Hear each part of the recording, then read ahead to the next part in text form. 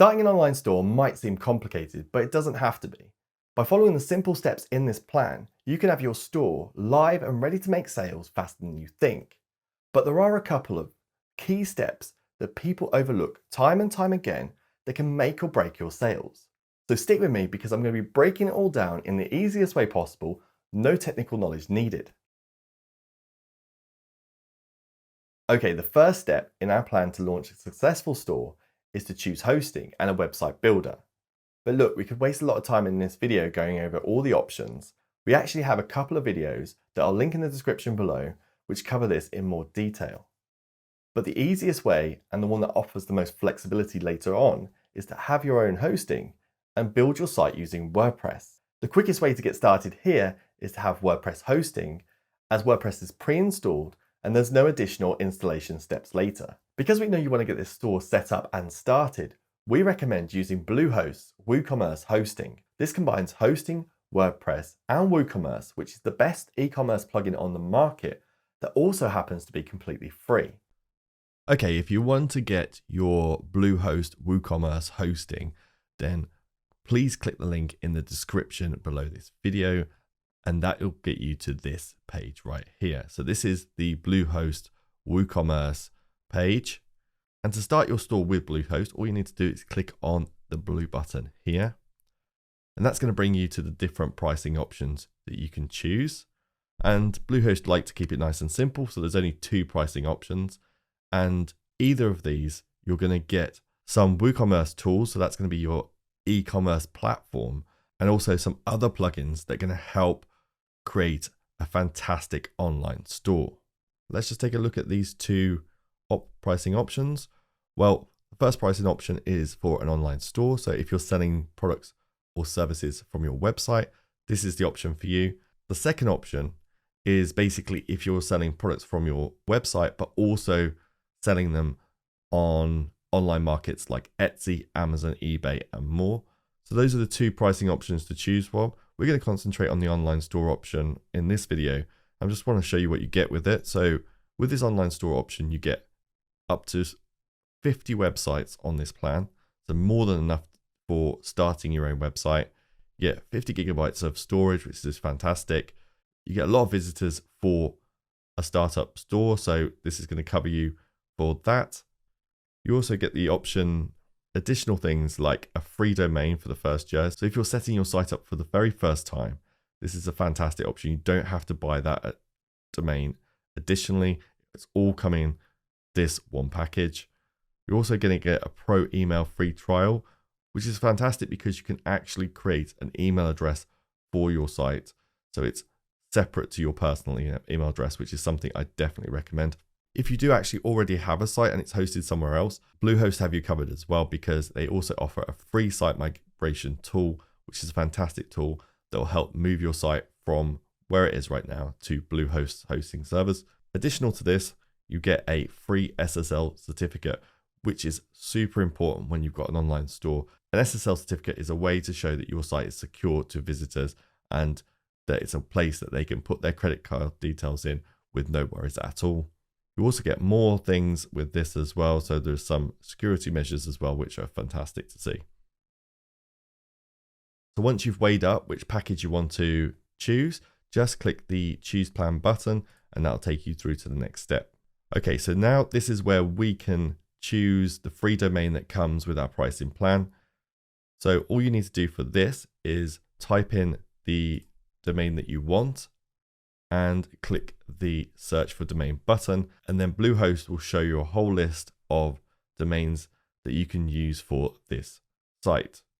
If you already have a domain in place, you don't want to choose a free one, that's covered as well, because you can just click this little checkbox here and then enter your domain name here and choose to use this domain by clicking this button. For the demonstration in this video, I'm not going to choose a domain for this site. I'm going to use a temporary domain. So I'm just going to click the choose domain later. Okay, and that's pretty much it. That's all the options that you have to choose, the buttons you have to click to purchase your hosting with Bluehost. In the cart here, you can see you've got your WordPress online store hosting, which is for a year. You can change this if you want by clicking the drop down and choosing 3 years as well.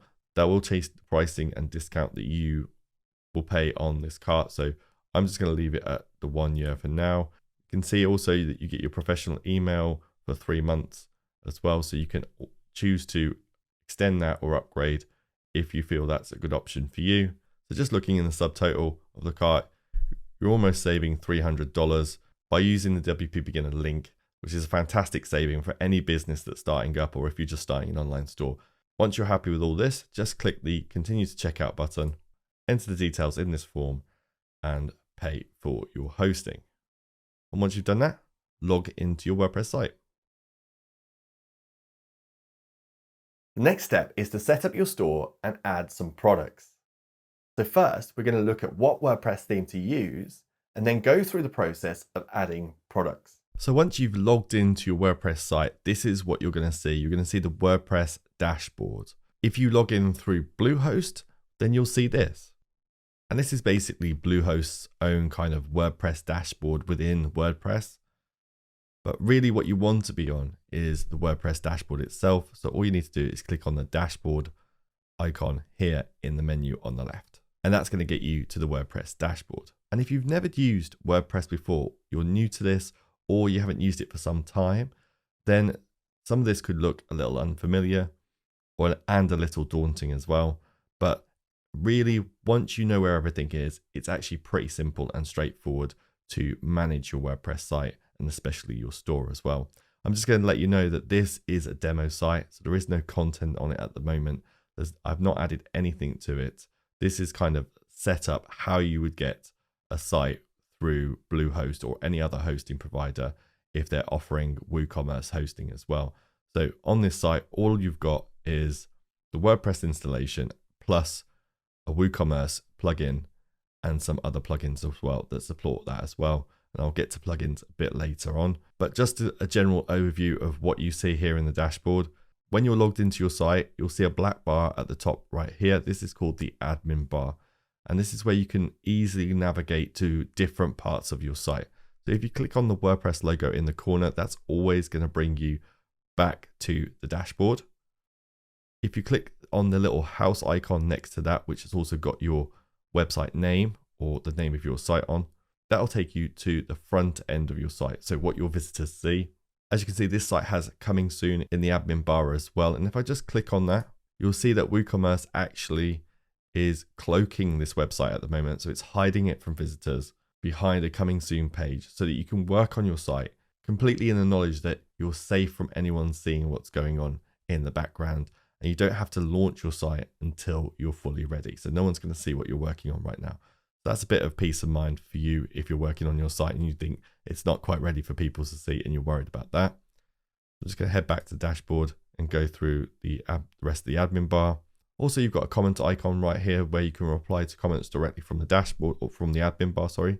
If you hover over the new tab, you'll see that you can create new content for your site and add new things to your site like posts, medias, pages, products, look at orders, create orders, coupons, and users as well. And you may see a few more options here depending on what's on your site, where your site is hosted. If you come right over here to the right hand side, you'll see that you've got your username right here. And if you hover over that, you can click and edit your profile. So you can change your password, change your name, anything like that you can do right there. And then on the left hand side of the screen right here, we have a navigation menu. So this is your dashboard menu. So this is where you'll navigate to different parts of your site. So if you want to add more pages, you navigate to pages here. If you want to check your comments, you can check your comments there. You can also add new products and also add other things as well. And what I like to do when I'm first setting up a website is tidy this dashboard up a little bit. So what I'm going to do is I'm going to get rid of this Welcome to WordPress banner right here. And then I'm going to tidy some of this up here by clicking on the screen options up here.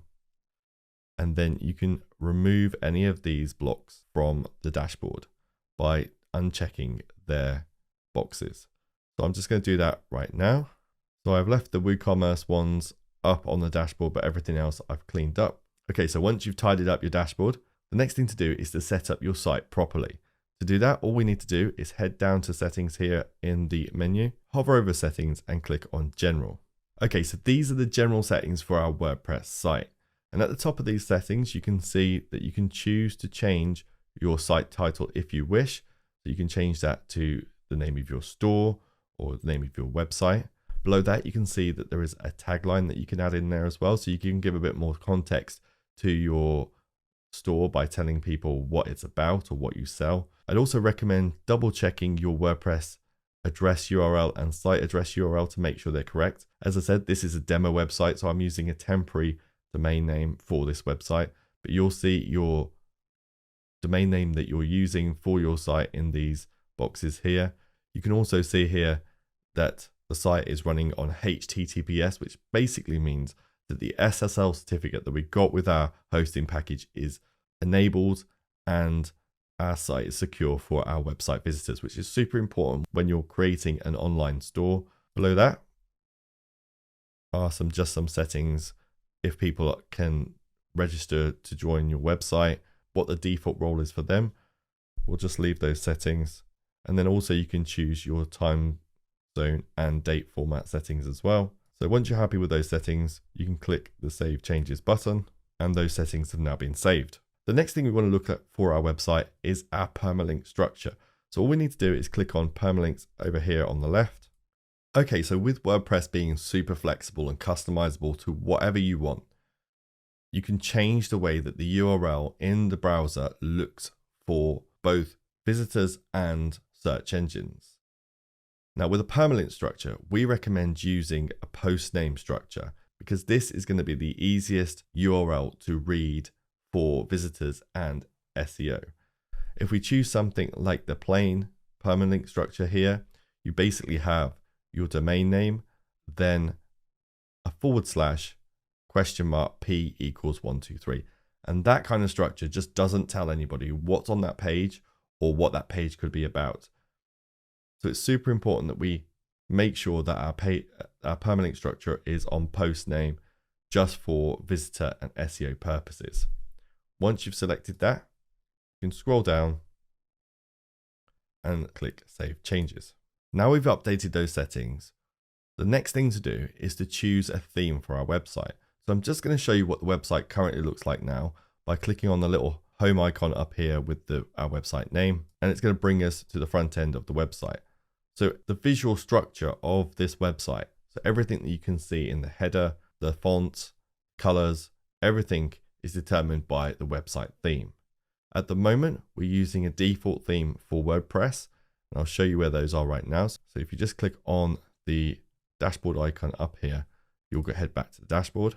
So to find out what theme that your website is running, all you need to do is hover over Appearance and then click on Themes. And the current theme that's active on this website is the 2025 default WordPress theme. And we're now going to change that theme into something that's a little bit more easy to work with and set up quickly. To do that, all we need to do is click on the Add New Theme button right there. So now we're on this page, we have access to the whole WordPress library of themes. So as you can see, there are currently over 1,000 themes available to us that we can install on our site. The one that I'm going to use in this video and I'm going to recommend is the Astra theme. So all you need to do is click up here in the search bar and type Astra. And as you can see, this is the Astra theme right here. You can click on it to find out some more details. This is a fantastic theme. It is very flexible, and we're also going to install something called starter templates to help us build a website quicker. All you need to do is close that. If you hover over the theme, you'll be able to see that there's two buttons there. Just click on the install button to install that theme. And once the theme's installed, just click the activate button to activate it. And you can now see that this is the active theme. The Astra theme is the active theme on this website. And if we look at the front end of the site by just clicking on this button here, we can see that the look of the site has already changed. Now, to get us closer to a fully functioning website, we're going to take a little shortcut and we're going to add something called starter templates to this website so that we can install a template website which we can change all the details on. That'll save us having to build everything from scratch. So to do that, we're just going to come back to our WordPress dashboard by clicking up here. Then we're going to come down to Astra. We're just going to click on Astra and then click on the Starter Templates tab. We'll then get this little pop-up right here, and all we have to do is click on the install and activate button, and that's going to install and activate the starter templates plugin. Now you get to see this page, and this page does allow you to either build your website with their AI website builder or build using a template. We're going to use the template option, so we're just going to click on that. And now Starter Templates is asking us which page builder we'd prefer to work with. For this video and this demonstration, I'm going to stick with the WordPress block editor, as I think it's a fantastic website builder. It's very easy to use. It's built by WordPress. So we're just going to click on that option there. Okay, so now we're in the Starter Templates library. And this library literally has hundreds and hundreds of templates to choose from.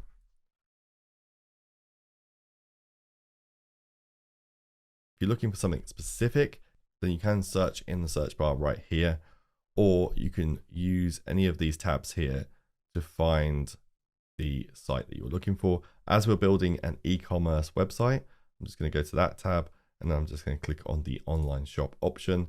That's now filtered the library to templates that would fit an online store. So all you need to do then is scroll through all these templates and pick one that you like the look of. You can actually preview any of the templates by hovering over them and then clicking on them, and you'll get a full preview of that template where you can navigate through and see all the different elements on the pages. And you can also customize them by clicking in the sidebar here. So you can change the fonts, you can change the color palette, and see if that page is going to fit your needs. If not, you can click the close icon there. Then you can come back to the library and scroll through and see if there's any other templates that you prefer. As you can see, there are free templates like this, and then there are premium templates which are tagged with the premium tag at the top. So with starter templates, you only pay for the premium templates. It's completely free to use these templates here like this. So I'm just going to scroll down and find a template that I like the look of. And for the site that I'm going to be building, I'm going to be building a site around a pet supplies store. So a store that sells things like dog collars, dog bowls, dog beds, and other pet accessories as well. So for that, I like the look of this template right here. I'm going to click on it. And with starter templates, you can customize this store before you actually install it on your site. So you can add your site logo right here. You can choose the font pairings and the color palette as well. But I'm going to leave all those as they are because you can change them using the WordPress customizer as well. So I'm going to click on the continue button right here. And now we get the option to choose the features that we want to add to our site alongside what comes with this template. So with this template, we've got the page builder set up, we've got a contact form that comes with it, and e-commerce option as well. We've already got WooCommerce installed, so it won't install that twice. It will recognize that WooCommerce is already on the site anyway. But there are some other options here. I'm not going to choose any of them, but feel free to add them if you feel like they're going to fit your need as well. So I'm going to click the continue button to move forward. Okay, so and the final step here is you can add your details if you want to. You don't have to. All you need to do is make sure that you read this and understand that by installing this template, it's going to overwrite site settings and add content to your website. Just click the I understand button and then click on the submit and build my website button. Okay, and once you see this screen right here, then your website is ready to view. To view your website, just click on the view your website button. And now you can see your website has taken on everything that was in that template. And that's completely fine because we can change all of these things. We can change the images, we can change the fonts, we can change the colors, everything to suit the website that we want. Now we've got our theme and template in place. So that's basically covered the look of our website. Let's look at the things that help add features and functionality to our website. And those are WordPress plugins. I spoke about them a bit earlier. We installed a plugin called Starter Templates, which helped us add this theme to our site. But now let's look at the kind of plugins that have come with the default setup from the Bluehost install and WooCommerce install. So to do that, just head to the dashboard by clicking that button up in the top left. And now we're on the WordPress dashboard. You can actually see there's an item in the menu on the left called Spectra. And that's a plugin that's been added alongside our template for the site. So to look at plugins, all we need to do is head to the plugins option here on the left and just click on that. And now we're on the plugins page, and I'm just going to close this notification right here because we know that we're going to need to set up our payments, and that's something that's coming at a later step in this video. I'm just going to close that there. So this is the plugins page, and these are all the plugins that are currently installed on your site. The plugins that are actually in white are deactivated plugins. So these are plugins that came with the WordPress install and the WooCommerce install, but haven't been activated.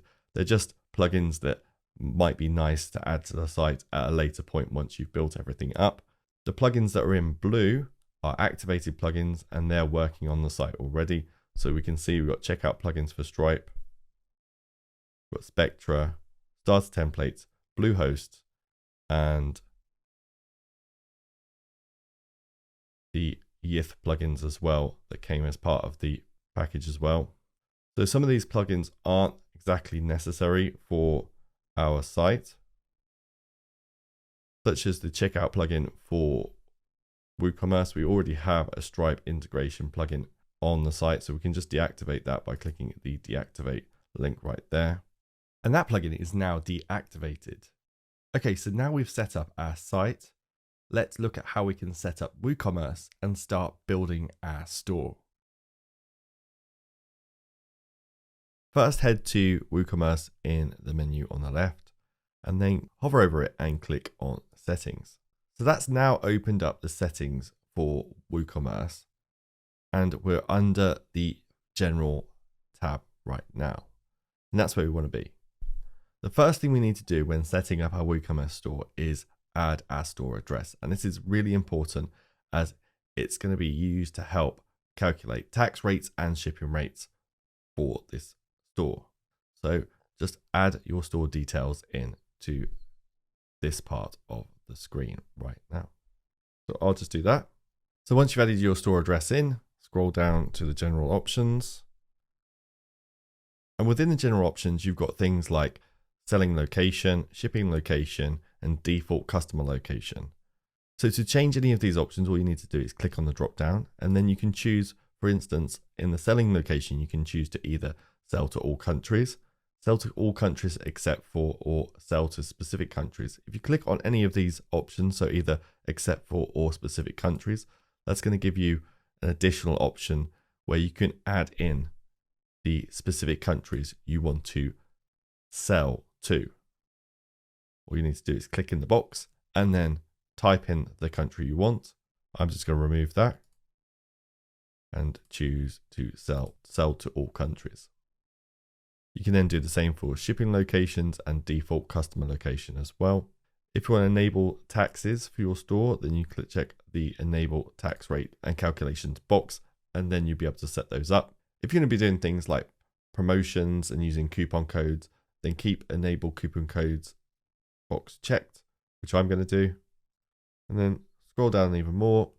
You'll then see the currency options, which you can change if you want. So if you'd like to use a specific currency on your store, you can click on the currency drop down and type in the currency and select that there. I'm going to keep it as United States dollars.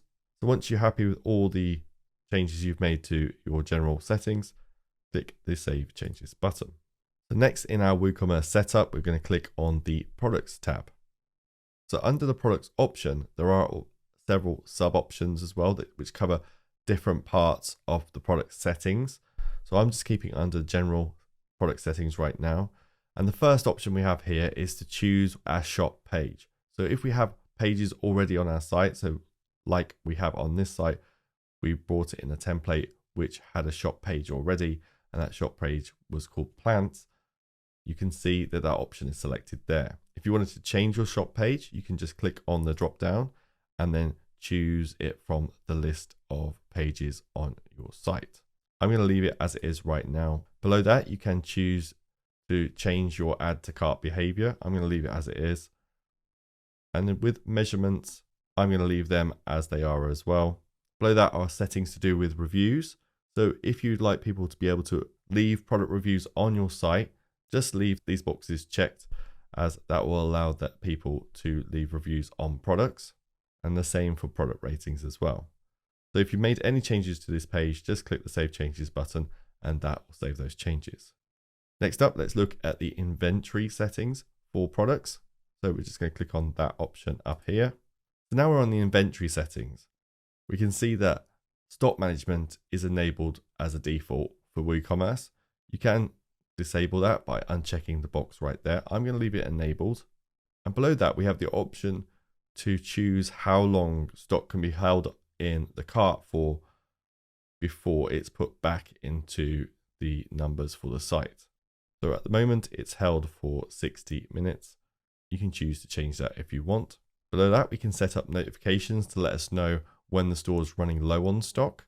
So both those options are checked by default. And you also have the option to choose the email address those notifications go to. So if they're separate to the admin email address for your site, you can add one in here like I have.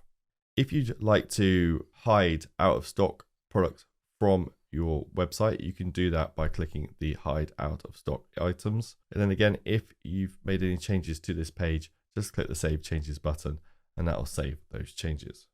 Those covers the basic settings for WooCommerce. We will get into the tax and shipping settings a little later in this video, but for now, we're going to go to adding products to our site.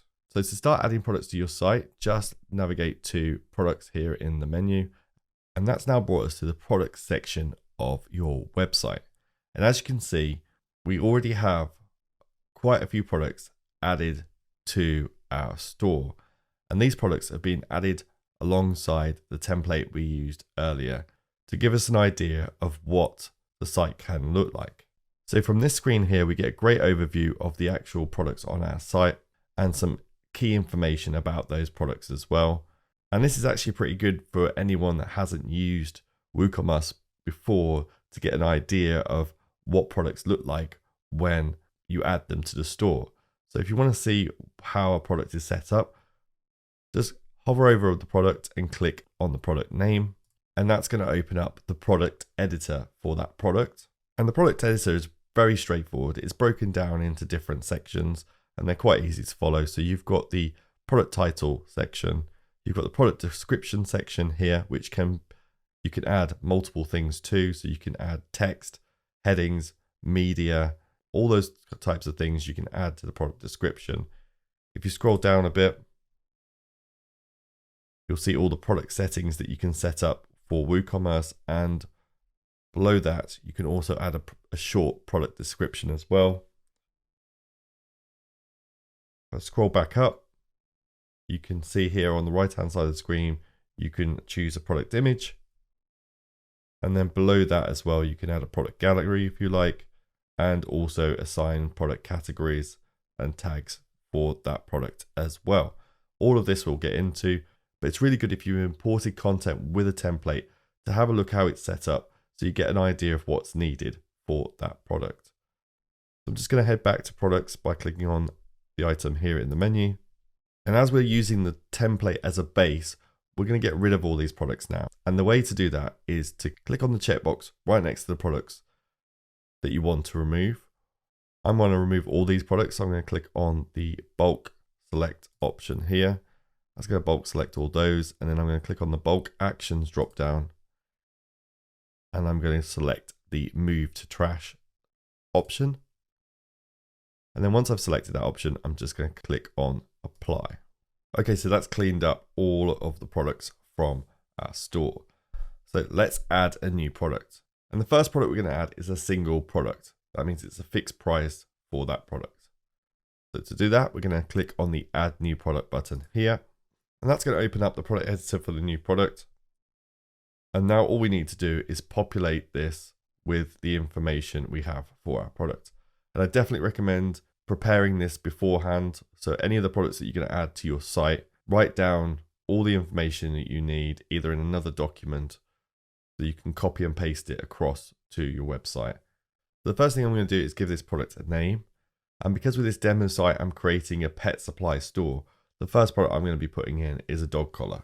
And once you've given your product a name, you'll see that you get an idea of what the URL for this product is going to look like. And as we chose the post name permalink structure earlier in this video, we can see that we've got our domain name /product / the product name. And that's going to make it easy for visitors to understand what this product is about, and also it's easier for search engines to understand what it is as well. Now we've added our product name, we're going to add a product description. I'm just going to copy and paste mine in here. Then below the description, you can select your product settings. So the first thing we can select here is the type of product it is. So is it a simple product, group product, affiliate product, or variable product? We're using the simple product. And then under the general settings here, we can add our pricing. Below the regular price, you can set a sale price as well. And you can also schedule a sale price. So if you've got an idea of when this item might go on sale, or you're planning it as part of a campaign, there's a great feature here where you can actually schedule the sale price as well. Below that is the tax status. So for this demonstration, I'm just going to keep the tax status as taxable and the tax class as standard. We'll set up the tax class a bit later. And below that, there is an option to create a promotion. So if you want to add any coupons and things for this product, you can do that from this page as well. Once you've added those to the general settings, just click on the inventory. Under inventory, you can add an SKU. So if you're tracking stock and you've got a unique identifier for this particular product, you can add it into this field right here. If you want to use the stock management feature built into WooCommerce, you can do that by checking the box next to track stock quantity for this product, and then add the amount of products that you have in stock. So I'll just write 30. You can then select whether you allow back orders, and I'll allow back orders but notify the customer. And you can set the low stock threshold as well. Just below that, if you're limiting purchases of this item to 1 per order, you can check the box there and that will limit these items. Once you're happy with the setup for your inventory, move on to the shipping settings. And this is where you can add in things like the weight, dimensions, and shipping class for this item. We haven't set shipping up just yet, so we won't do this right now. And as you add more products to your store, you can then start linking products so that they display on each other's pages. And to do that, all you need to do is click on linked products here and then start adding the products to either an upsell or a cross sell. So an upsell is something that you feel that you want to promote to customers that are looking at this item in specifically. Maybe they're more expensive items that are similar to this one, or items that you really want to get more sales on. Cross sells, these appear in the shopping cart as well. So if there are things that complement this product that people might buy together, then you can add those in there as well. Below the product settings, you can add a short product description. And it's a good idea to add a short product description that's about 1 to 2 sentences that summarizes the product. This will be placed on the product page just below the price. So something that's benefits focused, maybe a bit engaging. I'm just going to copy and paste mine in now. So now we've added our short product description. We're going to scroll up and we're now going to set the product image. So to set the product image, we're just going to click on set product image here on the right hand side of the screen. That's going to open up our media library and we can see that we've got all this content that's been pulled in by the template. But we're not going to use any of this content. We're going to upload our own image. So to do that, we're just going to click on upload files up here. And then you can either drag or drop a file right here, or you can select the file from your computer by clicking this button. Okay, now we've added our product image to the media library. We can make sure it's selected and then click on the select product image button to add that to our product. Now we can see our product image there. Below that, we're just going to scroll down. If you have more images of that product, you can add a product gallery as well. And the next step is to assign your product to a product category. And I totally recommend creating product categories in your store. It's going to make the management and organization of the products so much easier.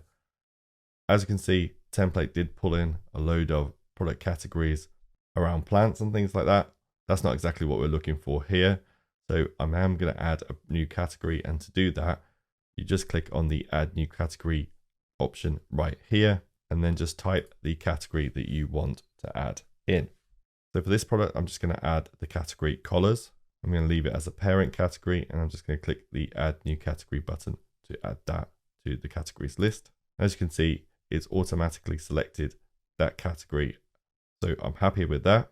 I'm not going to add any tags at this point. This is something you can look at later when you've got lots of products on your site, and you can see if you want to add any tags. We do have videos on our channel that explain categories and tags in more detail. So check those out. Their links are in the description. So once you're happy with all the information that you've added to the product, you can click on the Save Draft button just to save that product. And at this point, I'd highly recommend previewing the product and just seeing how it all looks together. Just click on the preview button. Okay, so we can see that we've got a product image, we've got the information that we've added, we've got the category, we've got the product name, we've got the price, our short description, the amount that's in stock, and we've got an add cart button. And if we scroll down, we'll see that we have a product description there as well. Now it's safe to say this page doesn't look very good. There is a way to change the look of a single product item page. And to do that, we're going to use the customizer. And this can be done fairly quickly. So to do that, we're just going to click on customize up here in the admin bar. Okay, so now we're in the WordPress customizer. And if you've never used the customizer before, it basically allows you to completely change all the settings around the theme and the website. You can change things for the header. So there's this header up here. You can add breadcrumbs to your page. You can change the look of the blog. You can change the look of a page, sidebar, footer as well. We're concentrating on the product. So we're going to go into the WooCommerce section. And because we're on a single product, we're going to click on single product. And now we can set up this product page. I'm going to switch the container layout to normal. So now you can see that brings everything more into the center away from the edges of the site.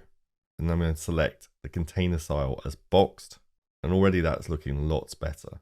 So now we can see that we've got our product image, we've got our information and our description.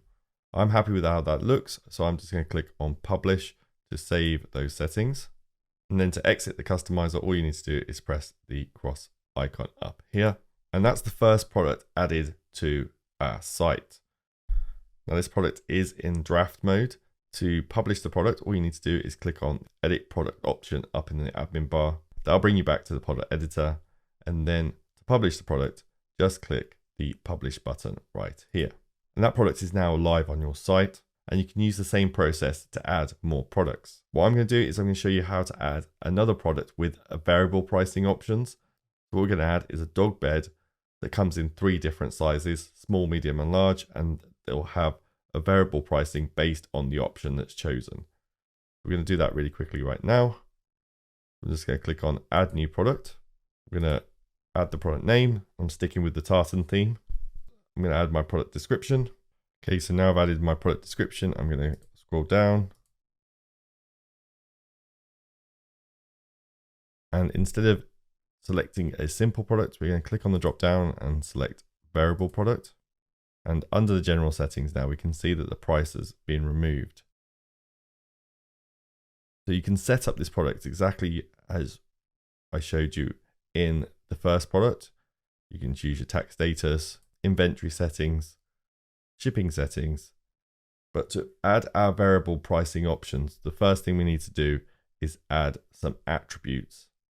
So we're going to click on attributes and we're going to add a new attribute. To do that, all we need to do is write the attribute name in this field right here. So I'm going to write size. Then in the values field, just type in the options for the customer to choose from using a separator between them. So I'm going to put in small, medium, and large. You can leave these settings as they are and click Save Attributes. Now we can see that our size attribute has been added. Now all we need to do is go to the variations section and then click on Get Variations. And then get this message to let us know that it's going to create all the variations based on the attributes that we added. So I'm going to click OK. And here we can see that we have the variations of small, medium, large added to this product. Then from here, all you need to do is add the pricing for each variation. To do that, just click on the variation that you want. I'm going to scroll down. And similarly to the product we set up earlier, all you need to do is just add in the price variation. So I'm going to add in $25 for the small. I'm going to keep everything else the same. Then I'm going to click on the small variation. I'm going to add 35 for the medium variation, medium size. Then I'm going to click on the large size, and I'm going to use 49 for the large size. And all you need to do is click on Save Changes. You can then go ahead and add in the other details that you want for this product. So I'll just do that quickly. So now I've added all the other information for this product. We can save it and then preview it. And now we can see that our tartan dog bed has a price range between $25 to $49. Depending on the size that we select right here, the price will change, and we can then add that to the basket. So that's how to add a single product and a variable price product to your store.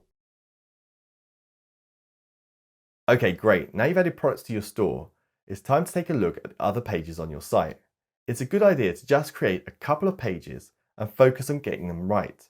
A good place to start is the home page, as it's going to give the first impression to potential customers. So to get started, let's first take a look at the home page we're going to be working with, which is the home page that came in with the starter template. To do that, we're just going to look at the front of the site by going up here and clicking on the site name. Okay, so this is the home page that came in. So we have like a hero image here with some text and a button. Below that, we've got a section that did show items that were in the store in this section, but I removed those items in the previous step when I added some of our own products to this store. So they're not currently here, but we'll fix that. Below that, there's a section for our story with an image. We've got some customer reviews, and then we've got another call to action here to purchase a gift card, and some other trust signals below that.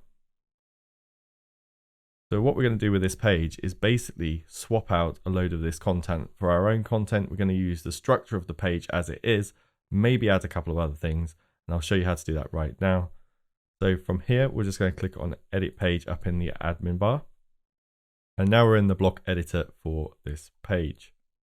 And if you've never used the block editor before in WordPress, it's fairly straightforward. Basically, pages are made up of blocks. So if I hover my cursor over things and click on things, you'll see that blocks start showing up, and you can edit these blocks in the settings on the side panel on the right or within the blocks themselves. So you can type and things like that. You can also add more blocks by clicking on the block inserter button up here. That'll open a panel up where you can see all the blocks available for this page, and there are a lot of them. We'll be using that in a moment, but now let's just focus on swapping out some of the content on this page. We're going to scroll down. The first thing we're going to work on is the hero section, which is the section that people first see when they land on the site. So we're going to change the background image, and we're going to change this text to something that I've written earlier. And I'm going to show you how to do that right now. We're going to click on the block, and the way that you know the block is selected is that you can see this toolbar up here, which gives you some information. It's currently going to tell you that this is a container, and then you'll get the container settings over here in the sidebar on the right. Change the background image. We're just going to click on Style, and below background, you can see that this is the image being used. Change the image, just click on Change Image, and you now can select an image from your media library if you've already uploaded it. If you haven't already uploaded it, you can upload one from your computer now, just by going to Upload Files, and then dragging and dropping the image right here, or selecting it from your computer. Once you've selected the image on your computer, just make sure it's selected in the media library, and then click on Select down in the bottom right. And that's going to add that image to the background of the hero section. You can see this image doesn't quite look like how it looks here, and that's because there's an overlay on this image. So if you scroll down just slightly, you'll be able to see the overlay settings right here, which you can change. So you can change how strong this dark overlay is. So you can have it go darker or lighter, or leave it as it is. You can also change the color of the overlay image as well by clicking on the selector right here and then moving the color picker around. I'm going to leave it where it was.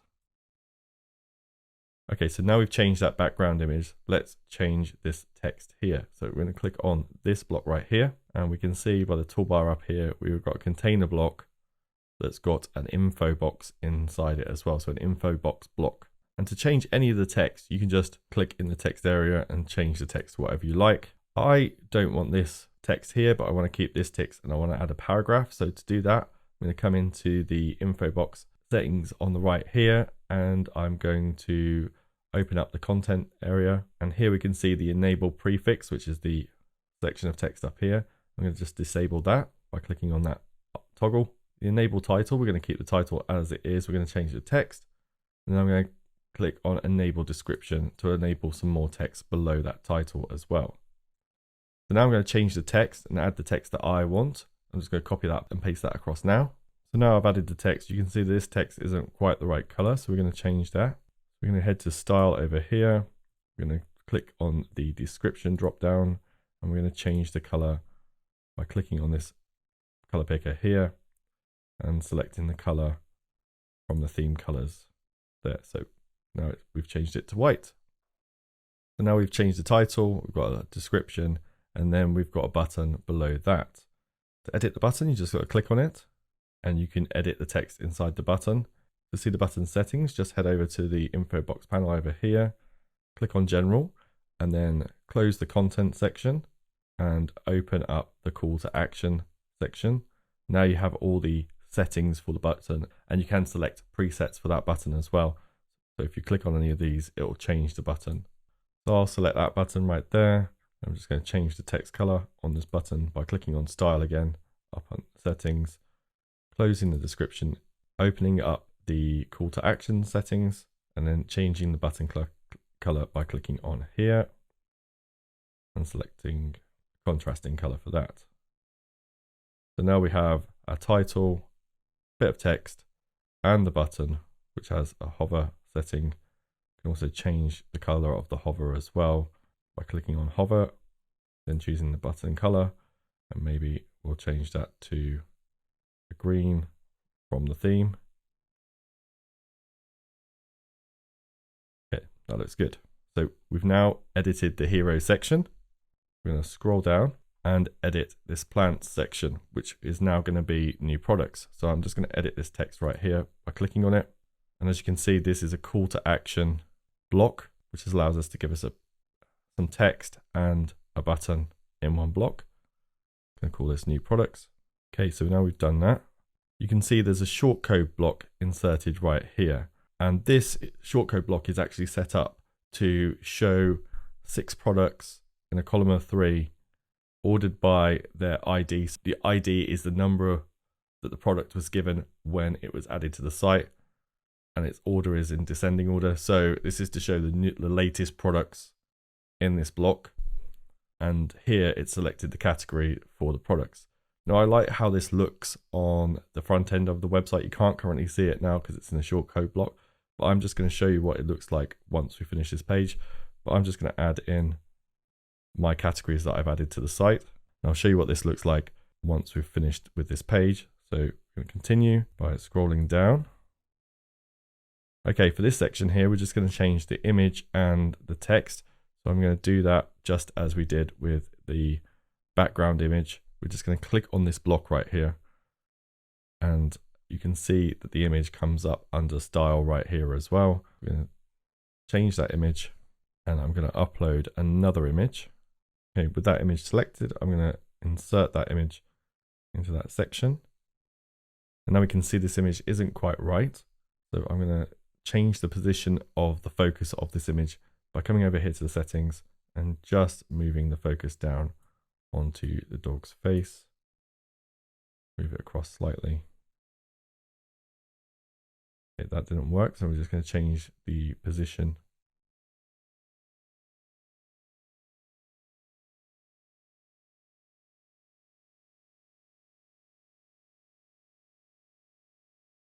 By using these sliders over here. Okay, that looks pretty good. So now I'm going to change this text. So now we've added our story section and a new image. I'm going to scroll down some more. And we can see there's a review section here or some testimonials. And this is really great to have on your homepage because it's going to show people that people love your products and that they're purchasing from you as well. So you can definitely add some customer reviews, either from things that customers have said to you or sent you in emails or messages, or actually left reviews. If you've got reviews on things like Google, Facebook, TripAdvisor, Trustpilot, etc., then you might consider using a pretty awesome plugin by Smashballoon, which is their reviews feed plugin. So you can replace this section right here with a reviews feed, and that'll pull in reviews from all those places I've just mentioned automatically. It's very easy to set up, and it's a good option if you want to show the latest reviews for your products on your homepage. Moving on, we just head further down the page, and I'm going to get rid of this section here, and I'm now going to add a featured product section instead of this section. So first, to remove a section, all you need to do is click on the container for that section. You can double check that this is the right container and it's the top level container by clicking on the document overview button right here. And then you can see this is the top level container for the information in that section. And then all you need to do to remove that section is click on the three dots here and then click on delete. And then that's removed that section right there. To add a new section, I'd always recommend you add a container first and then add to that container. So to add a container, all you need to do is click on the block inserter here, and then in the search bar, type in container. Then you can grab the container and drag it into place, and you'll see wherever you're dragging, there's a blue line that appears to show you where that container is going to go. I'm going to put it just below customer reviews section, hopefully. Put it back for a second. Move down and then drop it right there. Then with your container dropped, you can now select the layout for that container. I'm just going to use the one block layout, and then to add a block to this container, just click on the add block symbol right there. And I'm looking for the featured product block. I can see it's right here, but if you were looking for a block specifically, you can search in the search bar. I'm going to click on the featured product block now. And now that's added the featured product block to the page, I'm going to select the featured product I want to display. And to do that, you can either search for the product or you can select it from the list that you can see right here. I'm looking for the organic baked dog treat, so I'm going to use that one. And then select it and then click the done button. So that's added that product to this featured product block. And then to make this look a little bit better, we're going to click on the main container block. And I'm just going to add some padding so this looks a little bit better. So make sure you're under the style section in the settings, click on spacing, and then to add a bit of space around this block, click in the padding section and then type in a number. And I'm going to choose 30 just to give a bit of space around the top and the bottom of that block. And with this featured image, you can see that it's not quite using the image to the full width of the actual block. We can change that by clicking on the featured product block, and then under the image fit settings, just click on cover. That's now scaled that image up to fill the block entirely. And we can change the color of the text here by heading to the style section, clicking on text, and then selecting a color from either the theme or selecting a color from the color picker here. I'm just going to select one from the theme, so I'm going to choose a white and then click off that to close that. So now I've got a featured product section on this page. Now you might be wondering, what about all these buttons? How do we link these buttons up to the pages that we want to go to? To do that, we're going to scroll up to the hero section. We're going to click on this info box block right here. And then in the settings panel, we're just going to go to general. We're going to open up the call to action, which is to do with the button. We're going to scroll down and you can see the link section right here. Just click in that link section and then you can type in the URL of the shop for this store in here. You can also do the same for the call to action. Just head to the button settings under general and then type in the link that you want to send that call to action to. And the same thing for the read more button here. So once you're happy with the page and how it's set up, just click save, and that'll save the changes that you've made to your homepage. And then, like I say, I'm going to show you now what this looks like on the page. I definitely suggest that you preview your pages after you've edited them. So there's the image and the text and the button. And there's the new product section. And the reason I like this new product section is when you hover over the images, you now get an add to cart button that floats above. I think that looks pretty cool. And then the our story section with the image and the read more button. And then below that, the featured product as well that we added to the page. So that's how to edit the home page and add new text and images to the template.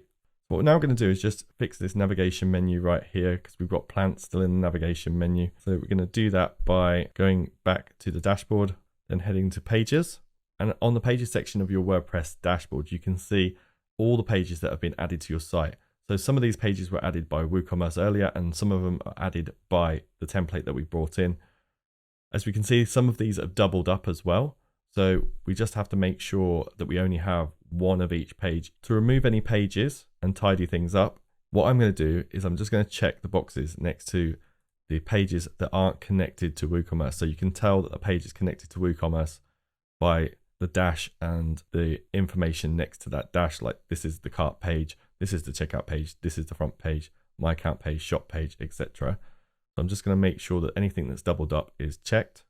And I'll also check the box next to the sample page, and I'm just going to click the bulk action drop down and move those items to the trash. And then what I'm going to do now is I'm just going to go to the plants page. I'm just going to click on the name of that page, and I'm just going to change the name of the page to shop. And then I'm also going to make sure that the link here is changed to shop. So we had two shop pages. I'm now going to make sure that the link is changed to just shop, and then click save right here. So that's updated now.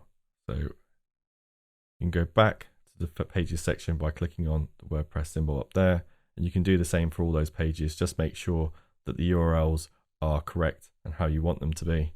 And then just to double check everything in the navigation menu and make sure you've got everything that you want in the navigation menu, I'm just going to hover over appearance right here, then click on menus. And now you can see the navigation menu that you've got at the top of your website.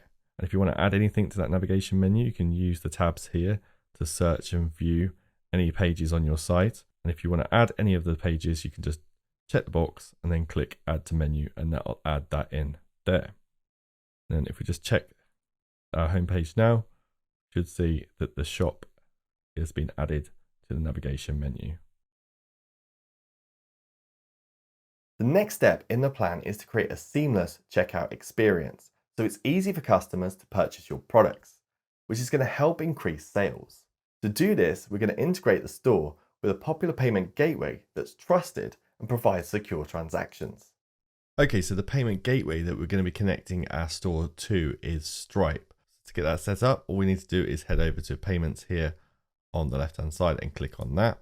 That's going to open up this payment method screen right here, and you can see all the different ways that we can receive payment for the items in our store. So we have PayPal, Stripe, Woo Payments, direct bank transfer, check payments, and even cash on delivery as well. There are other payment providers available if you want them. We're just going to be focusing on Stripe for this. So to set that up, all we need to do is click on the Manage button. So now we can see that we're on the Stripe Payments for WooCommerce plugin. And the first option here is to enable or disable the Stripe payments on the site. We've got it enabled. Below that, we can set up the environment that we're taking payments in. So we can have a live environment, which means any orders placed on the site will take payment from the cards used. If you want to test your cart and payments on your site, then I'd recommend using the sandbox option, which is what I'm going to use on this site. And the sandbox will allow you to add items to the cart, go through the checkout, use some card details, and see that whole process through.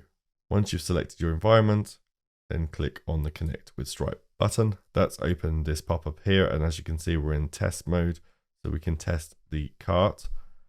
And all you need to do now is either connect to a Stripe account you already have or create a new Stripe account. To do that, just type the email address that you want to associate to your Stripe account here, and then go through the step-by-step process of connecting to Stripe and verifying your account. Once you've connected your Stripe account, then you can click the Save Options button right there. Now we're going to quickly look at setting up taxes and shipping for WooCommerce. So just head over to WooCommerce here on the left-hand side, hover over that, and then click on Settings. So first we're going to look at tax settings. So just click on the Tax tab. We can leave these settings as they are in the tax options. Just going to click on the Standard Rates option. And now you can add your standard tax rate for the areas that you're going to be selling your products in. So to add a tax rate, simply click on Insert Row. And if you have a specific country code, state code, postcode, and city that you want to apply this tax rate to, you can add those in there. I'm just going to add the rate in. So I'm just going to add a 20% rate. And then once you've added your tax rate in, just click the Save Changes button there. And then you can add as many tax rates as you need for your store by repeating that process. Okay, next, let's look at shipping. So just going to click on the Shipping tab. So to add shipping to your site, you just have to add some shipping zones. And to do that, just going to click the Add Zone button there. And then to set up a shipping zone, you just need to give your zone a name. I'm just going to call mine the US. Then select your zone region. I'm going to click on North America. And then below the zone regions, you can choose your shipping methods. To add a shipping method, click on the Add Shipping Method button, and then you can either choose free shipping, flat rate, local pickup. I'm going to select the flat rate and then click on Continue. If you want to change the name of your flat rate, you can. So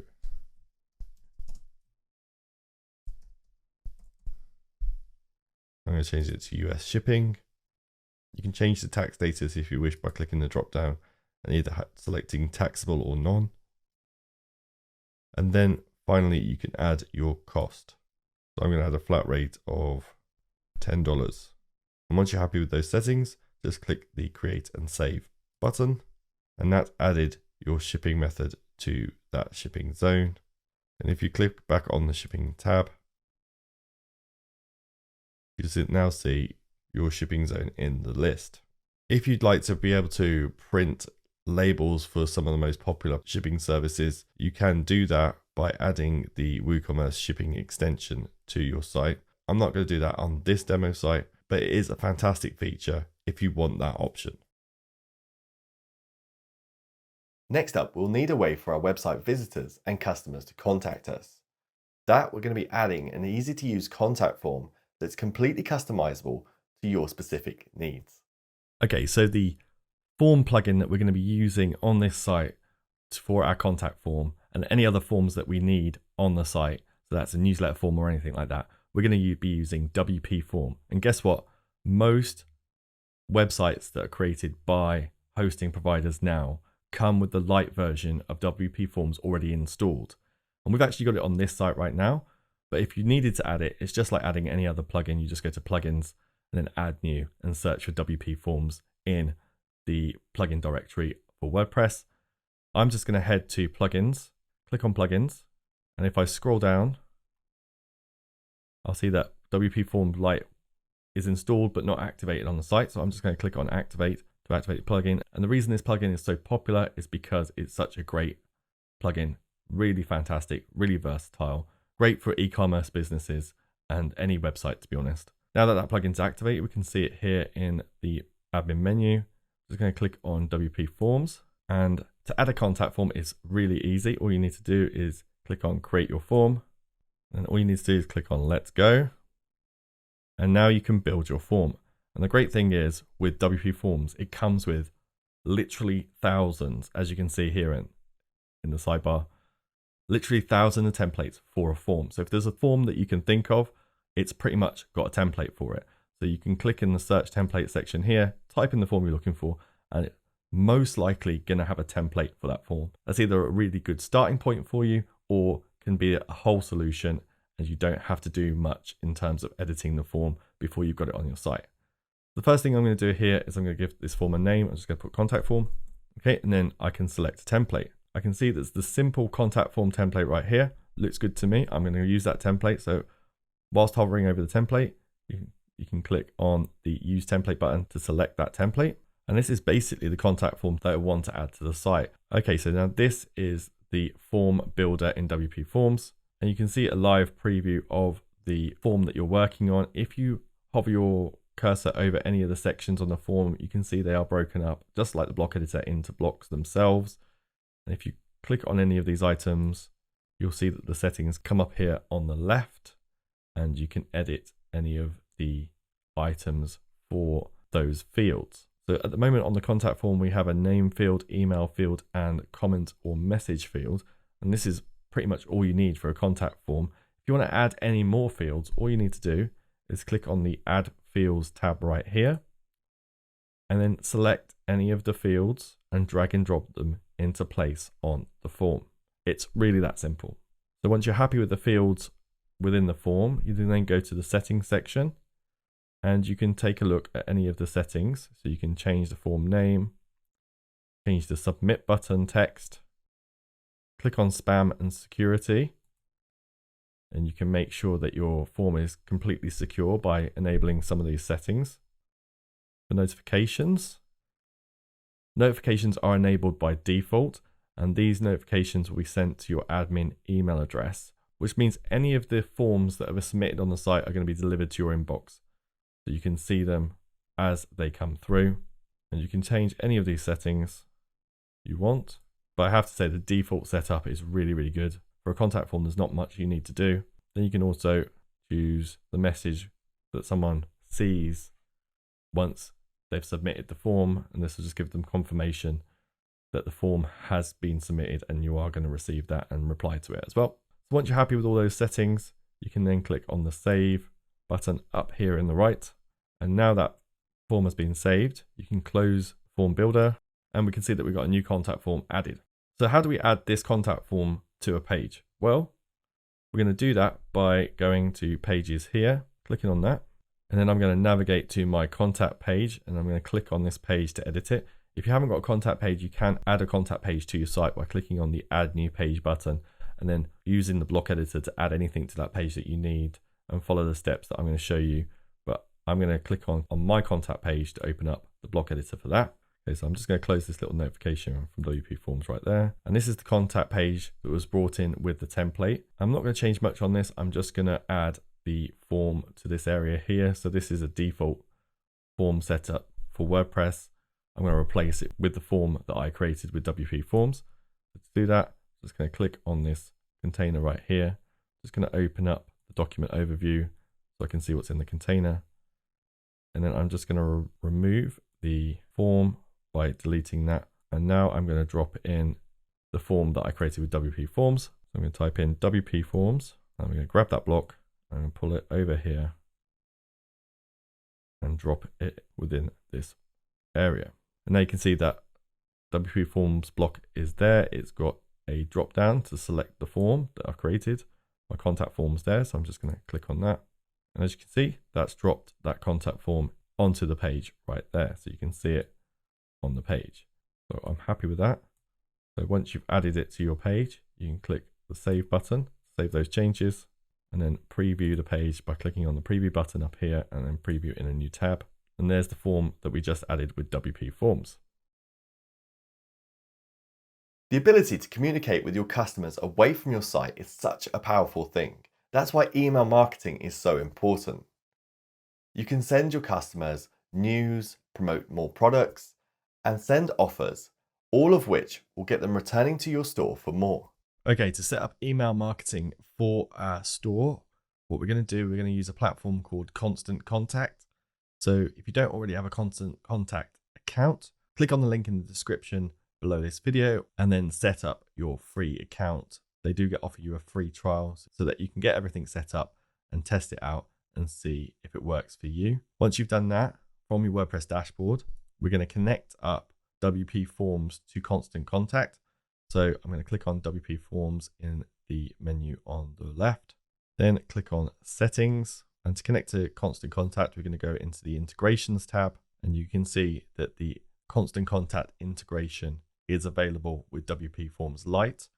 If you'd like any of the other integrations with any other email providers, if you already have an account with them, then you will need to upgrade to the Pro version of WPForms. We're just going to open up the Constant Contact settings, and then we're going to click on Add a New Account. And the next step, we need to authorize the connection between WPForms and Constant Contact. So to do that, we're just going to click here to register with Constant Contact. And now you get this little pop-up to allow you to log in to your account if you already have one. So I'm just going to enter my details and hit login. Now Constant Contact is asking us whether we want to allow access to WPForms. Just got to click on the allow button right here, then copy the authorization code and head back to WPForms and paste it in to the authorization code field. Then you can give a nickname to your account, just type that in, and then click the connect to Constant Contact button.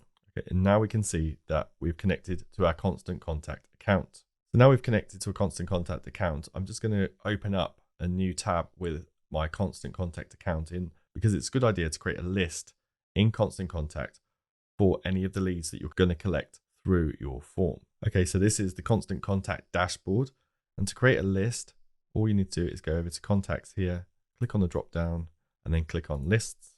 You'll see that you already have a default list created.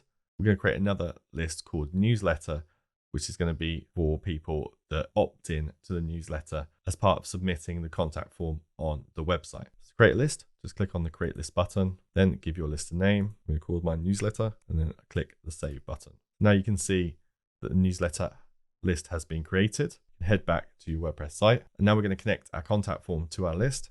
To do that, just going to click on WPForms in the menu. You can see our contact form in the list here. Just going to click on the title of the contact form to open up the editor. Okay, so what we want to do on this contact form is add an opt-in so that we know that these people want to be added to our newsletter email list once they submit the form. So to do that, what we're going to do is we're going to add a checkbox field to our form. So we're going to grab that field and drag it over and drop it in below our message. Now we can see we've got multiple choice checkboxes added to our form. We're just going to click on that field, and we're going to remove the second and third choice. We're going to change the label, and then we're going to change the choice and type something else in. Okay, so now we can see that we've got our opt-in for someone to be added to our email list. Okay, so first we'll save our contact form, and now we're going to connect our contact form to Constant Contact. To do that, we'll just have to click on the Marketing tab right here, and then choose the Constant Contact option, and then click on the Add New Connection button. You now give the new connection a name, and then once you've given the connection a name, just click the OK button, and that's automatically selected our account and the list that we created in Constant Contact. You can change the list by clicking on the drop down and choosing any of the lists that you need to. And then below that, you can select the information you want to send to Constant Contact. So that might be the email field. You can select that by clicking on the drop down and then clicking on email, full name, clicking on full name, and then any additional information you can add from your form as well. Once you're happy with that, then click on the Save button up at the top, and your form will now be connected to Constant Contact. So when someone enters their details into your contact form, those details will then be passed on to your email list. And I definitely suggest that you test this out yourself by heading to your website, going to your contact form page, and typing in the details here. Check the box, and then click on Submit. And we can see the confirmation. So then we can head to our Constant Contact account and then click on Lists.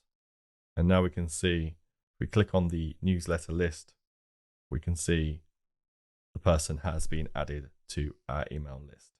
And so from there, you can grow an email list, and then you can start emailing people using constant contact and keeping in touch with them. And that increases the chances of you having more sales on your site. Okay, so now your store is pretty much ready to launch, but there is one step that many store owners simply just don't focus enough on, and that's optimizing for search. By putting a bit more time and effort in this area, you can increase your chances of ranking higher in search results, which will send more visitors to your site and give you more opportunity to make a sale. There's an amazing plugin that'll help speed up this process. And the plugin we're going to be installing on the site is All-in-One SEO. It's a fantastic SEO plugin that's really going to help you and your site show up in search results. And it's really, really easy to get started with. All you need to do is install the plugin. So head to plugins in the menu on the left, hover over that and click on add new. And again, we're just going to search for the plugin in the search bar right here. So we're going to search for it in the WordPress repository and type in All-in-One SEO or AIO SEO. As you can see, All-in-One SEO is here. It's got over 3 million active installs. It's a fantastic plugin. So to install the plugin, just click install now.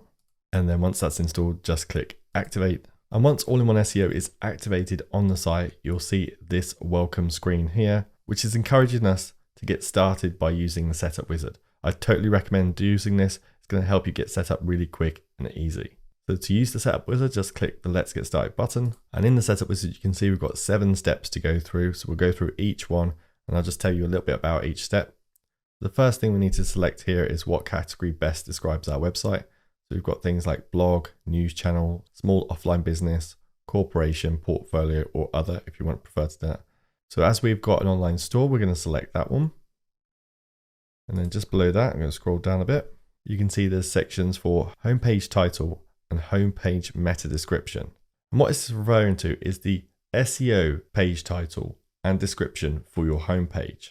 So this will help your homepage rank higher in search results. And I'll just show you what that looks like in like Google search results. So this is an example of the WP Beginner homepage in search results. And this is the SEO title. So it says WP Beginner, Beginner's Guide for WordPress. And then the meta description below that is a way of convincing the person that's searching for information that they should click on this search result. So that's what you want to do with your meta title and description for your homepage in Setup Wizard. We'll just go back there now. And with your SEO title and description, you'll see this quite a bit throughout your site. All-in-One SEO gives you the option to do this for pages, posts, and products. And we'll look at that a little bit later. But you can choose to use tags within your title or description. And these are the tags you can see right here. So we have site title, a separator, tagline, and then you can also view more tags that All-in-One SEO gives you as well. I'm just going to type in a quick title and description just to show you what it looks like for this website. So there we have the homepage title and the meta description. Once you've added those in, click the save and continue button to continue to the next step. So in this step, All-in-One SEO is asking us for some more information about the business. So it's a good idea to add in as much information as you can in this part so that we can get things set up correctly. So the first thing is whether you're a person or organization. So for this website, I'll keep it on organization. Then below that, just type in the organization's name. At the moment, you can see this is pulling from the site title, but if you prefer to use an actual business name or something else, you can type that in right there by removing site title and then typing it in. And the same with organization description. So if you want to use something different to the tagline for your website, then I'd suggest typing that in there as well. Let's go scroll down.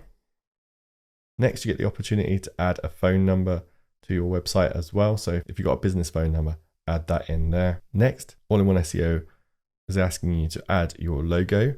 So you can either upload or select your logo from the media library. As a demonstration, I'll just use the logo from this site. So I'm just going to click on the upload and select image button to add the logo. And then from the media library, I'm just going to scroll down to find the logo.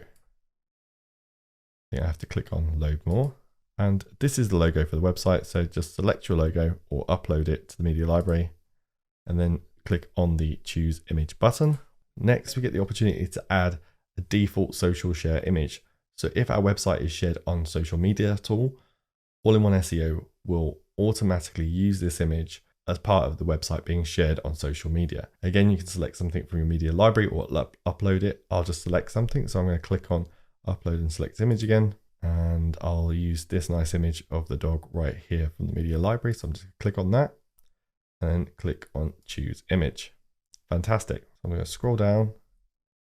Okay, on this next section right here, you can enter the URL for your social media profiles. So if you have anything on Facebook, X, Instagram, or TikTok, along with some more as well. So we'll click on the show more button to show you all of these options. You've also got Pinterest, YouTube, LinkedIn, Yelp, Wikipedia, and MySpace. So if you do have any accounts on those social media networks, add the URL to this, and then once you're happy with that, click the save and continue button. Okay, in this next step, we now get to choose which SEO features we want to be enabled on our site. The first two here come as part of All-in-One SEO. So you've got the optimized search appearance tools that make sure your website shows up in Google search results. And then you've also got sitemaps as well. So All-in-One SEO is going to add sitemaps to your website. All other tools below that are optional. So you can choose to enable or disable these options by clicking on the little icon right here. So the broken link checker is a fantastic tool, but I'm not going to be covering some of these in this video. So I'm going to uncheck some of these right now. And as we're currently using the free or light version of All-in-One SEO, a lot of these options down here are part of the pro version of All-in-One SEO. So if you do have the pro version, you may be interested in some of these, but for now, like I said, I'm going to disable these ones. And then once you've selected all the tools that you want, just click on the save and continue button.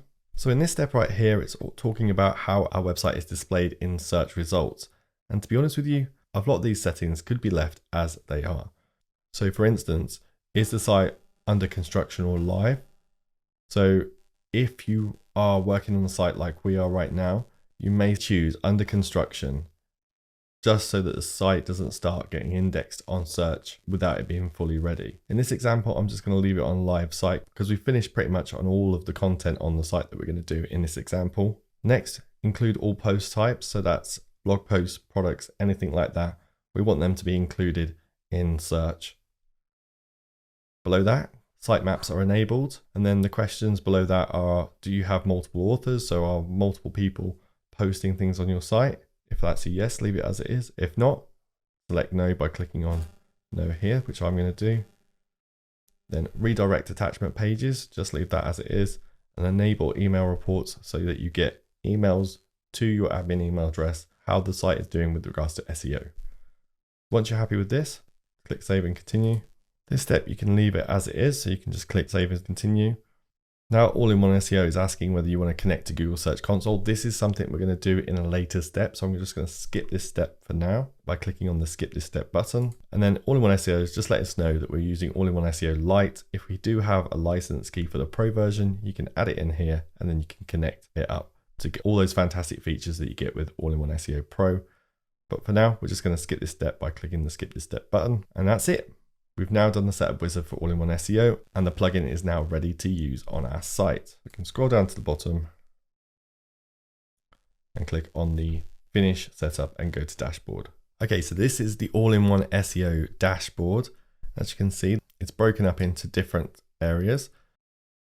So we've got All-in-One SEO overview that's telling us about SEO scores on our posts. You can quickly switch this view to different post types by clicking on this drop down. You can switch to pages or products. So we can always see an overview of our SEO scores within this area right here. I'm just going to switch it back to posts. And then below that, you've got quick links to some of the features of All-in-One SEO. So I'm only going to cover a few features in this video. We do have a full tutorial on All-in-One SEO on the channel. So check that out in the description below. So now we've got All-in-One SEO set up on the site. The first thing we're going to do is we're going to look at how we can write better product SEO titles. And I'm going to show you what this looks like right now. So we're going to see what features All-in-One SEO gives us within the product editor. So to do that, just head to product over here, click on that. Then in your product list, just select a product that you want to optimize for SEO. So I'm going to choose the tartan dog bed right here. I'm just going to click on the title to open up the product editor. Okay, so now we're in the product editor. So we've seen this before. We've got our title, description, and then below that, we've got our all-in-one SEO settings. And first up, under the general tab here, we can see the SERP preview. So this is what the title and description for this product look like within Google search results, like what I showed you with the WP Beginner homepage in search result a little earlier. So for this product, we've got the title and description, and we're going to focus on creating a better SEO product title. So at the moment, for this product title here, we can see under this setting that we've got the product title, separator, and site title tags being used for this title. Now for the SEO product title, it can be slightly different to the actual product title. So this title here can be slightly different to this title here. And that's because this title here that shows up in search results can also contain keywords that the customer is searching for. So although this product is called a tartan dog bed, we'll change the product title to something a little bit more SEO friendly. I'm going to show you what that looks like right now. I'm just going to click in here and remove these. And then I'm going to type in my SEO friendly product title.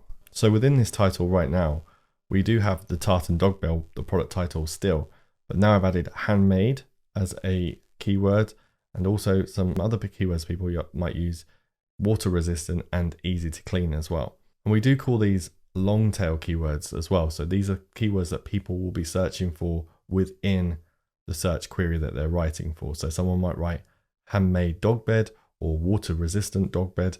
So this product title is designed to cover those keywords within this one title. It's also a good idea to make this product title catchy, interesting, and also attractive as well to somebody so that they want to click on it.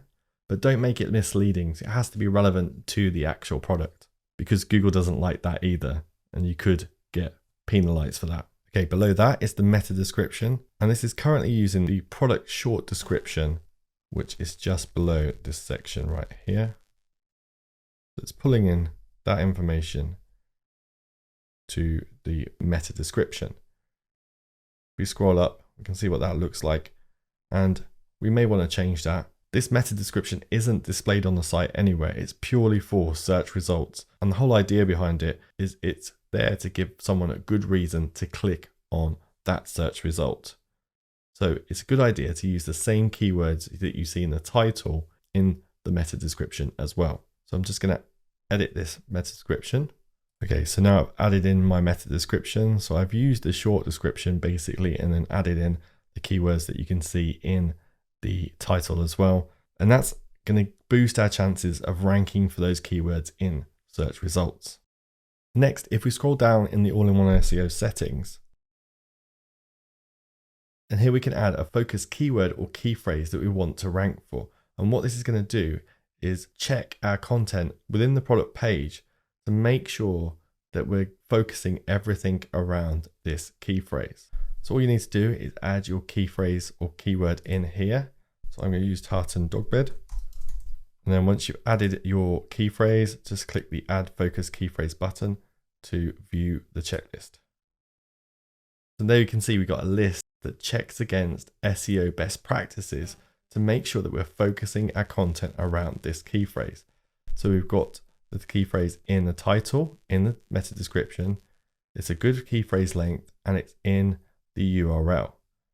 But we don't have it in the introduction, or it's not highly dense enough. We get some actionable insights into how we can improve this content. So what we can do then is go back over our content, our descriptions, anything we wrote for this product, and see if we could add that in a little bit more and focus it more around this key phrase. Okay, and below that, we also get a page analysis within all-in-one SEO. So this is also checking our page against SEO best practices. So as you can see in the basic SEO section right here, we've got some things about the focus key phrase. We've also got some information about the content length, whether we're using internal links or external links. We're not using them at the moment. We click on the title tab. We can see everything is good with the title on here. And then in the readability tab, we can see that we need to add some images or video content, change our tone of voice, and use some transition words as well. So some great information that all-in-one SEO gives you straight away to help improve your content. And then you can do this across all your posts and pages, and that'll help boost them in search results. The final thing we want to check when working with product SEO on our store is the alt text for images. So I'm going to show you what this looks like right now. So if we click on the product image for a product, so I'm going to click on this image right now, it's going to open that image in our media library. So we can see that the image is selected right here, and then in the right hand panel right here, we can see all the information about this image. So we've got the title, caption, description, and file URL. We also have something called alt text. And alt text is a way of search engines understanding what's in the image essentially. So what we want to do here is we want to describe this image in the best way possible by using the keywords and the key phrases that we want this product to rank for. So although we can leave the title as it is, I definitely recommend adding alt text to all your images, because these can help those images turn up in Google image search, and that can help increase the traffic to your product pages. So I'll just type in some alt text for this image right now. Once you've added your alt text to your image, then click on set product image, and that will save that alt text for that image. And once you've made changes to your pages, posts, products on your site, you'll see that all-in-one SEO gives you a score out of 100. So the idea is the closer you get to 100, the better your content is and more aligned it is with SEO best practices, the more chance you have of showing up in search results, and that can increase the traffic to your site. Once you've made all the changes to your product page, just click update to save those changes. And then I'll show you what this looks like on your products.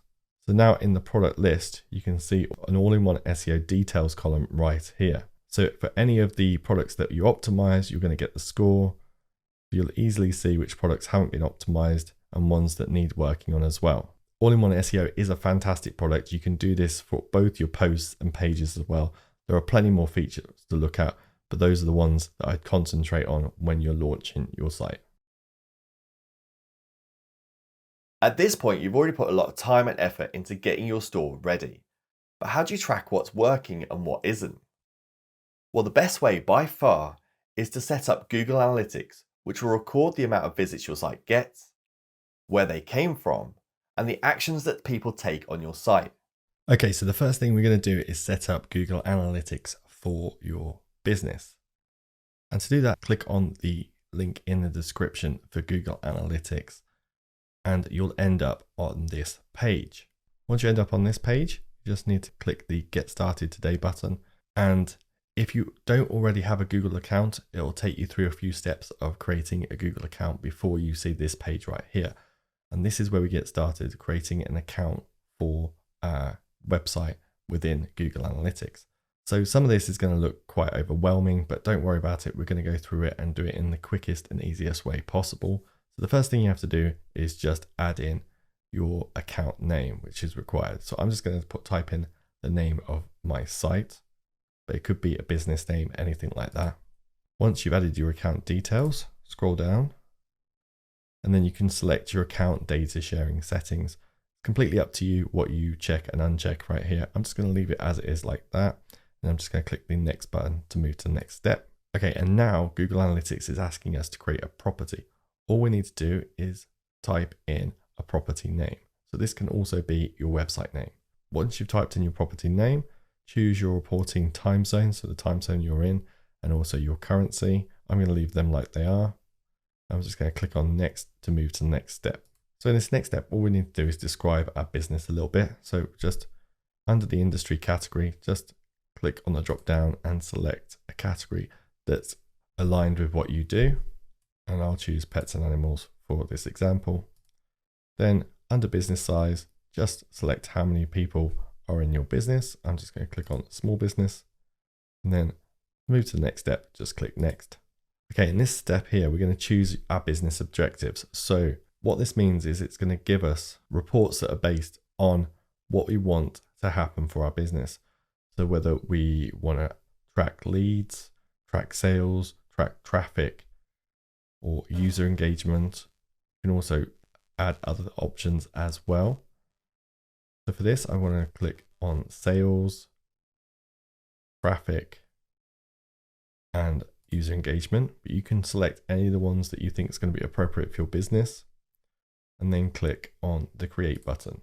All you need to do then in this pop-up is just click agree, then accept the data processing terms, and then click the I accept button. And there we go. Our account and property have been created. Right. So to start collecting data, we now need to choose the platform where we're going to be collecting data from. And as it's a website, we're going to use the web option. So the next step here is to add our website URL and give the data stream a name. So I'm just going to copy and paste my web URL in here. So I've added my URL in there. It is the demo website URL. Yours will look a lot different, I'm sure. And then next thing to do is to give this stream a name. So I'm just going to type the website name again, and then just click create and continue. So after that, you should now see this page, and it is actually recommended that we turn off enhanced measurement if we're using MonsterInsights on the website, because this can sometimes skew the information. So I've just disabled that. Okay, and now we can head back to our WordPress site. So now we've set up everything in Google Analytics, we now need to connect Google Analytics to our site. And the easiest way possible to do that is by using MonsterInsights, which is a fantastic analytics plugin that's going to allow you to see all that analytics data, so traffic data, everything like that, within the WordPress dashboard. So you don't have to keep on going to Google Analytics. You can see it all in easy to understand reports here within your website. The first thing we're going to do is add MonsterInsights to the site. So hover over plugins and then click on add new. And again, we've done this a few times. Just search for MonsterInsights by typing that into the search bar. This is MonsterInsights here. It's got over 3 million active installs. Just going to click on activate to activate it. So it already was installed on the site when we added the template. So that was brought in with the template. It's now been activated on the site. We can head to MonsterInsights down here in the menu. And just like all-in-one SEO, I definitely recommend going through the setup wizard for MonsterInsights. It's going to help you properly set up your site. So we're just going to click on the launch wizard button right here. Okay, and now we've got 5 steps in this process to go through. So we'll just go through them pretty quickly. So the first one is select what best describes your website. So is it a business website, publisher, or e-commerce? We're doing an online store, so we're going to select e-commerce for this option. Then to go to the next step, click save and continue. Now we're using MonsterInsights Lite, so the free version of MonsterInsights. So we're not going to get all the amazing features that you'd get with the pro version, but that's completely fine. We just want to connect to Google Analytics and be able to see some analytics in our dashboard. So what we're going to do is going to click on connect MonsterInsights to move to the next step. And here MonsterInsights is going to take us step by step through the process of getting connected to Google Analytics. So we're first going to select which account we use for Google Analytics, then select which website you want to use the plugin with, and then authorize the plugin to get that data. So the next step is to click on the continue and connect to Google button. Then you're going to select your Google account. So I'm just going to click on mine, then click on continue, then allow the connection. Okay, so now we've connected up to Google Analytics. We get to choose the property that we created earlier. So you can select your property by clicking on the drop down right here. And mine was under demo shop, demo site. So I'm just going to click on that one. To complete the connection, just click the complete connection button. Okay, now we've done that, we're on the next step in the setup wizard. So we can see some of the recommended settings that have already been added to the site. So we've got events tracking, enhanced link attribution. And if we scroll down, there's some options to set up your affiliate link tracking, who can see reports, and then below that to configure some other settings as well. I'm going to leave it as it is and just click save and continue. And on this page right here, we can add a few more advanced things to the site if we want. I'm just going to leave the ones that come with the plugin. Just going to disable this one. and then click on the continue button. Okay, and now everything is set up so that we should be able to track and analyze the traffic for our e-commerce site. Just scroll down and click on the complete setup without upgrading. Okay, so now we've returned to the dashboard and we've landed on the reports part of MonsterInsights. This is where all your website traffic is going to be displayed in your dashboard. And MonsterInsights makes it super easy to find what you're looking for because it breaks everything up into different areas.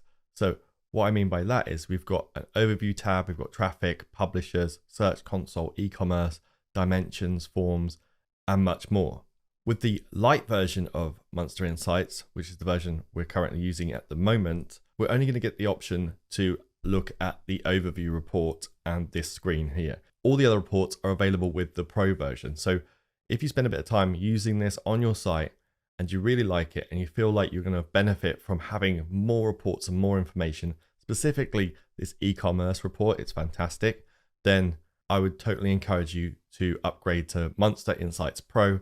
There is a link in the description for a really good discount for the Pro version. What you're going to see on this page, and remember this is a demo site, so there's not going to be much data here. You're going to get an overview of the traffic on your site. What that means is in this top part here on the overview report, you'll see all the traffic and sessions on your site. It's also broken up into page views if you want to see the number of page views. So this is sessions, shows you how many sessions are on the site, and then this is page views, how many times a page was viewed. Below that is a fantastic addition, which is called site notes. And if you click on that, it'll open up this other section here. And this allows you to add notes to this dashboard every time that you make a change or optimize your content in some way. So you can track the progress of your optimizations by using MonsterInsights. And you can see how that plays out with the data on this screen as well. Moving on below that, you can see your stats at a glance. So we can see all our all-time stats, so our page views, posts, number of comments and things like that, our most popular times when people are most active on our site. And below that, we can see the number of sessions, page views, average session duration, and bounce rate for our site as well. So this is some good information that we can use to help optimize the site as well. And then below that, we can see that our visitors are broken up into new and returning visitors. So we can see if we've got more repeat customers or new customers coming in. And then we can see the devices that everyone is using as well to access the site. And that can help us optimize the site more for and gear it to more towards mobile or desktop, depending on the kind of device that's being used on the site. We can also then see below that the top countries. So where everyone's coming from in the world. And that's really good to know as well.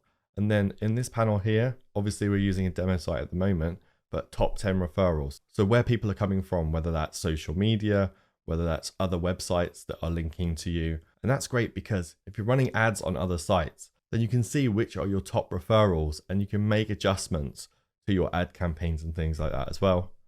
And then at the bottom of the screen here, we can see our top posts and pages. We can see the ones that are most popular, that people are going to the most, and then that will help us make some more business decisions, whether we make more products like that, or we optimize a few other pages to see if we can get them coming up higher in this list as well. So as you can see with MonsterInsights, you're going to be able to see all your website traffic easily inside your WordPress dashboard. The last couple of steps are all around creating a secure store for both you and your customers. The first thing we'd recommend is to create a backup of your store. Just in case something were to happen, you'd be able to recover the last working version in no time at all. Okay, so the quickest and easiest way to do a complete backup of our WordPress site completely for free is by using a plugin called Duplicator. And Duplicator is a fantastic backup plugin. It's really easy to use. I'm going to show you how to create a complete backup of your site in no time at all. So the first thing to do is to add Duplicator to the website. So we're going to go to plugins, hover over plugins, click on add new. Then we're going to search for Duplicator.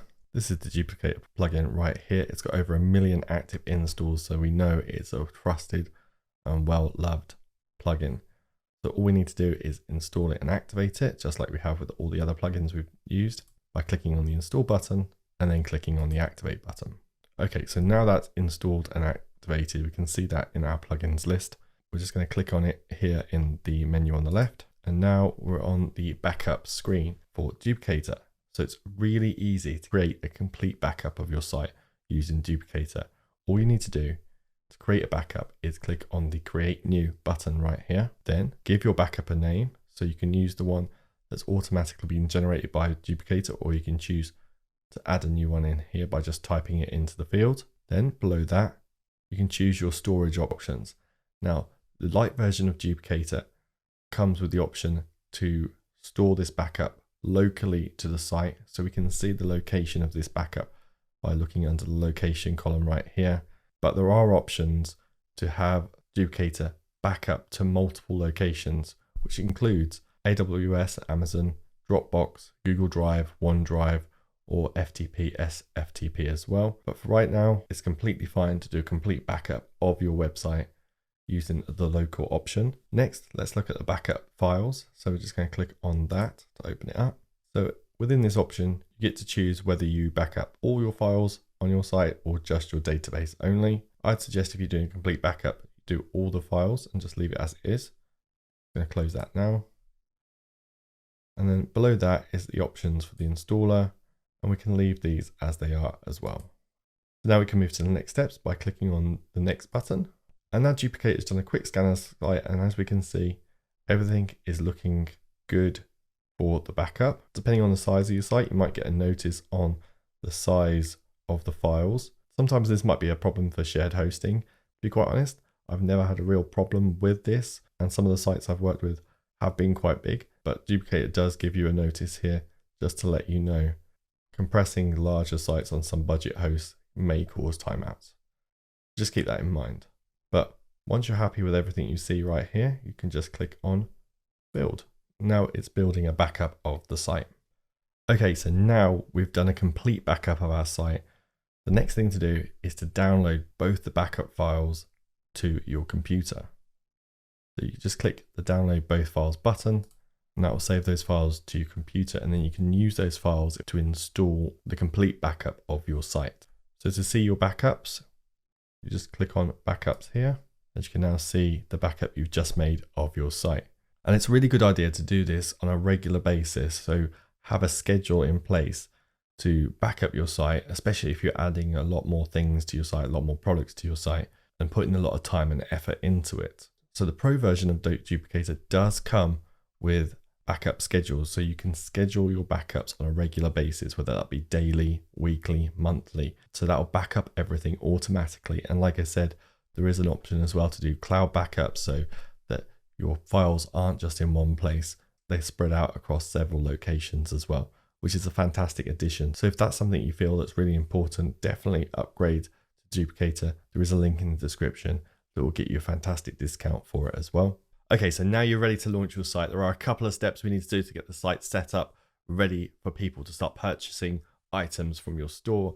The first thing I would encourage you to do is to actually go on the site and make a purchase in the test mode with Stripe before anything else, and just see how that process works. So visit your site just like this, go to the front end, visit your shop section, and then test purchasing each one of the products.